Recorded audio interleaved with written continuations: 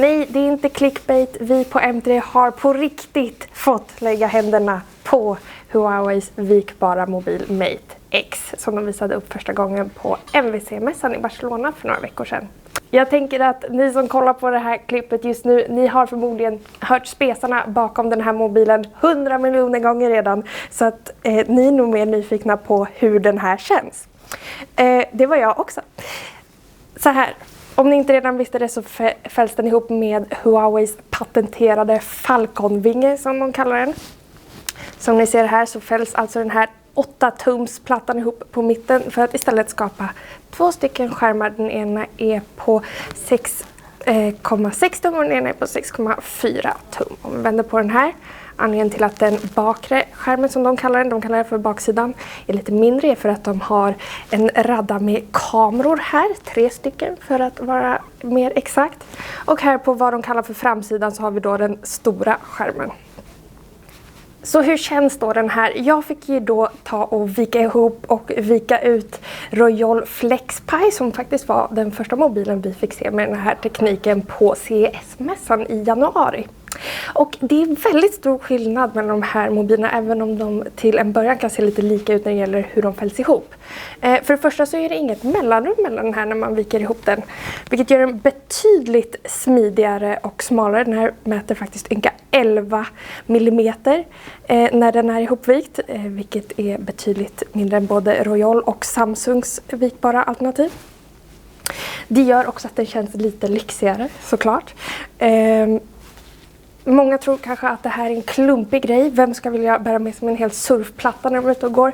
Jag blev faktiskt förvånad av hur liten den här är. En 8-tumsplatta är inte så stort nu när vi har vant oss med mobiler på upp till 6,5 tum.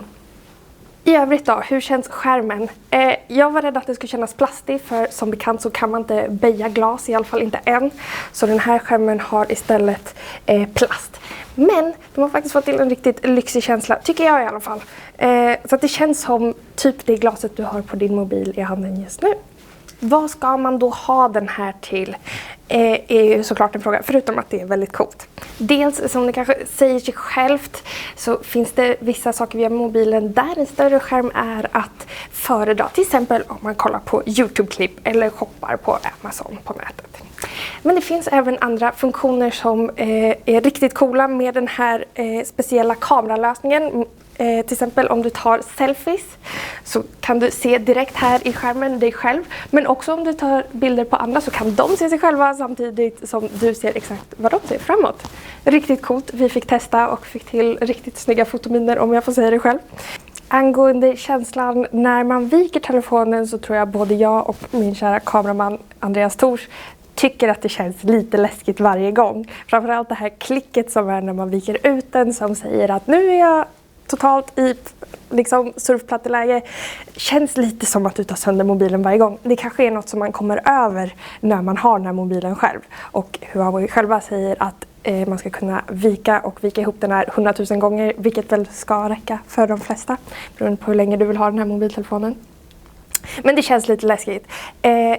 Som ni säkert kan se på bilderna som vi ser just nu så ja, det är en liten utbuktning i mitten på mobiltelefonen när den är uppvikt.